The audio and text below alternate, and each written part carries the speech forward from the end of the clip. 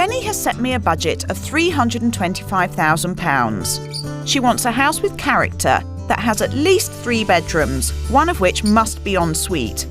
Her kitchen must be large enough to teach in. She wants a spacious lounge for parties, a small low-maintenance garden, and let's not forget Adam's double garage.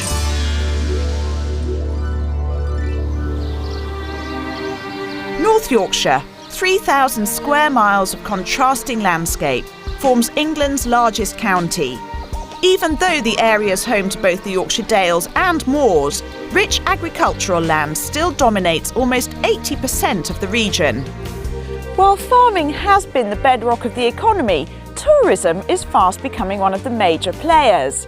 Over 4 million tourists visit the area every year, and 12% of the local workforce is now employed in the industry. The area's recently improved transport links have helped spark a population shift. No longer tied to the nearby towns and cities, people have spread into the countryside. And as a result, rural house prices are rising. But with a good budget of £325,000, I'm still hoping to find Jennie the perfect house for her new start.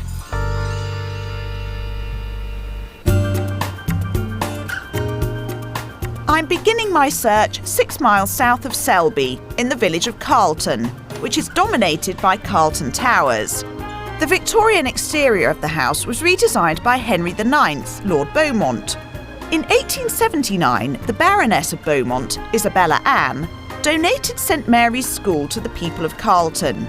And just 3 years ago, St Mary's was converted into a 4-bedroom residential property.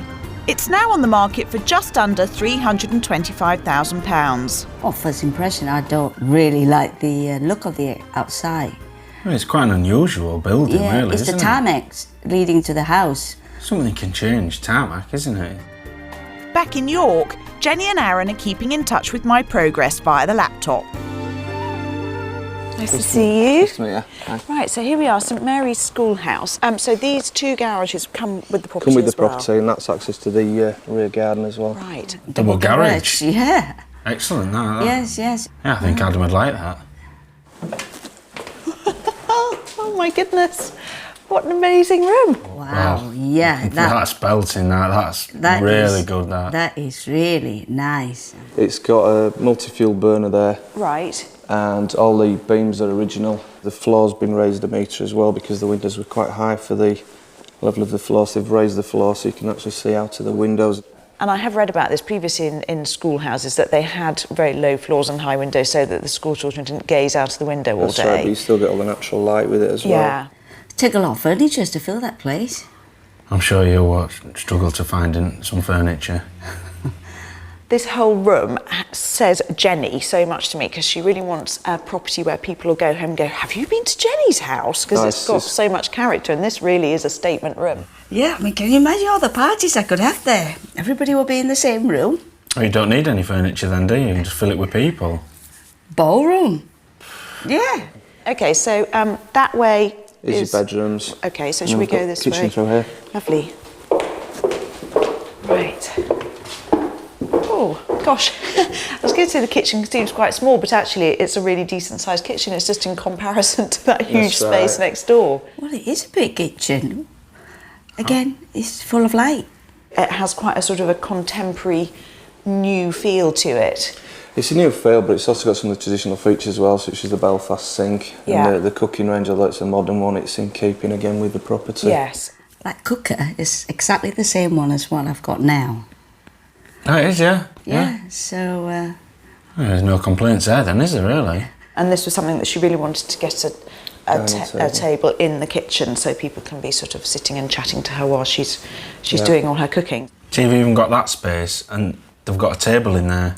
Yeah, if I want to do any cooking demonstration, there's plenty of space there. So the garden basically lies in a long strip along the back of the house. That door is access to the garages, so really handy for Adam. He can pop in and out on a rainy day to get a cup of tea while he's doing his cars. Well, first impression, it's a good-sized garden. Good size? It's massive. Look at all the grass. Who's going to cut the grass? Now, we are right in the heart of the village here, so one thing Jennie isn't going to get are far-reaching views. In fact, you're looking out really onto neighbours and the back of the church there. However, it does mean she's got community and new friends to make right on her doorstep, so advantages of a different kind. I am glad the church is behind the house and not in front, because in Chinese feng shui, you do not face a church. It's very bad luck. So that is a good thing. So these little doors lead me back into this amazing main living room. And then the whole of this end of the house is dedicated to the bedrooms. So in effect, this is like a very, very grand bungalow, because the upstairs hasn't been converted. All the bedrooms are on this floor. So this is bedroom 1. It's on the small side, but it's got lots of natural light in it from those big windows. Well, it's something for Adam, really, isn't it? There, it's Yeah. It's small enough. It's an ideal space for him. Let's say all he needs is a bed, really. Across the hallway, this is bedroom 2. Again, it's not huge. There's really only space in here for a single bed. The only way is up, effectively. Up to these great big high ceilings. You could have a whole stack of bunk beds, loads of guests to stay. That houses the boiler, so you can't get rid of that.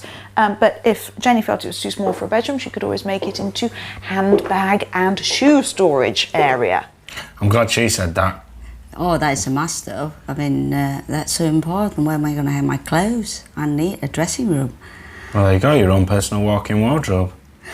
The next room we come to, right in the middle of the bedroom, so well placed, is the bathroom. So this bathroom is fairly compact, but very nicely fitted. That's nice and modern, too. It's modern, but it's not so over-modern. And it's pretty much sort of Adam's use and the occasional guest. And now I'm suggesting that he would have this room, bedroom number 3, because it's kind of the second biggest. So you can see there's plenty of space in here to get a good sized bed in. It's probably the only room in the house that is really kind of jazzily decorated. It hasn't been done neutrally. It's obviously been done for a little boy, so he might want to make some changes in here. Oh, I think Adam's quite happy in that room. But it has got the advantage, it's just got its own separate little loo and sink in there, so that's quite handy. It's got a bit of extra privacy. That's very handy, that, isn't it? Yeah, yeah. The only potential disadvantage is that it is quite handy for Mum, because she's right next door in the master bedroom. You keep an eye on him then, can't you? Yeah. And this is the master bedroom. It's not that huge. Really, the space in all the bedrooms is in the ceiling height, which is amazing, and therefore it makes them feel bigger than they probably are. Having said that, there's a good area here that Jennie could put in some fitted cupboards if she wanted them. Floor to ceiling, they'd be rather amazing. It's just a shame the bedroom is just a bit small, smaller than I thought. Is it en suite? Now, it has, of course, got an ensuite, because that's what she asked me for, and it's a really funky one. It's been kind of slotted in at the end of the house, got an amazing shower unit and separate loo and sink. So a nice little contained pad for Jennie here. Yeah. I love that shower. Yeah, yeah, it is nice. That's a power shower, isn't it? This amazing converted schoolhouse has one of the most impressive living rooms I've ever seen. There's a bedroom for each member of the family and a spare one for all Jennie's shoes.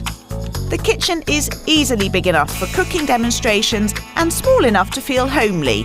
And at £325,000, I think it offers good value for money. Potential there.